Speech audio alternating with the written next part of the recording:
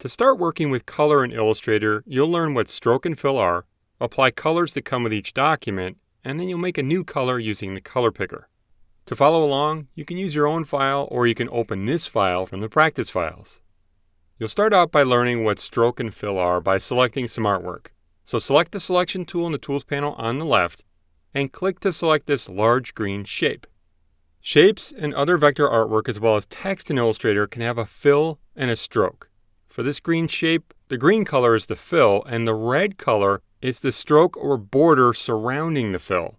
You can apply a solid color like the red or green, a gradient, which is basically a blend from one color to another, or a pattern to the fill or stroke of an object in Illustrator. Now, if you look in the Properties panel to the right of the document, you'll see a fill color and a stroke color for the selected artwork.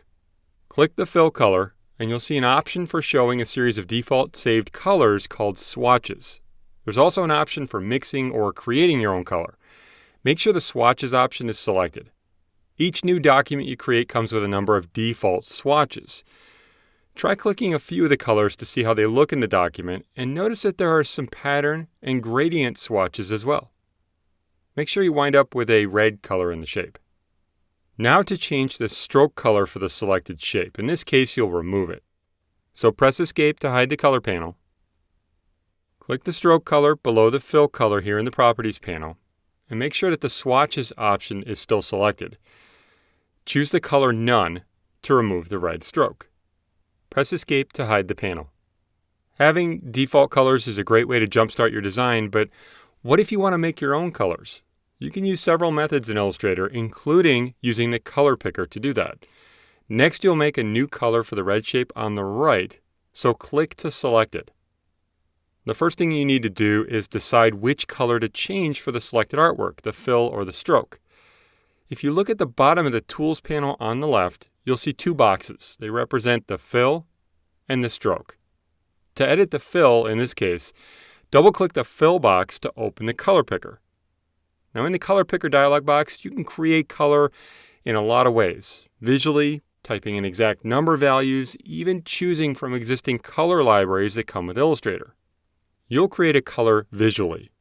If you drag in the color spectrum bar here, you can pick a color like a light blue color. To pick the exact color you want, you can then come into this color field and click. The color you selected is showing here. Now to apply the color to the fill of the selected shape, simply click OK. Making a color with the color picker is a great way to quickly create a color, but that color isn't automatically saved so that you can use it again.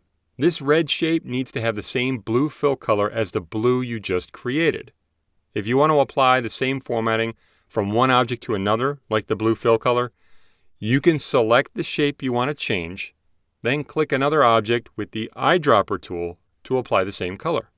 So click to select this red shape. In the Tools panel on the left, select the eyedropper tool. Click the blue shape to apply the same fill and stroke to the red shape. You're essentially sampling the color. To deselect the artwork, choose Select, Deselect. Using color well can mean the difference between good design and great design. And now that you know how to apply and make your own colors, you can experiment freely and find the exact colors you need for your designs.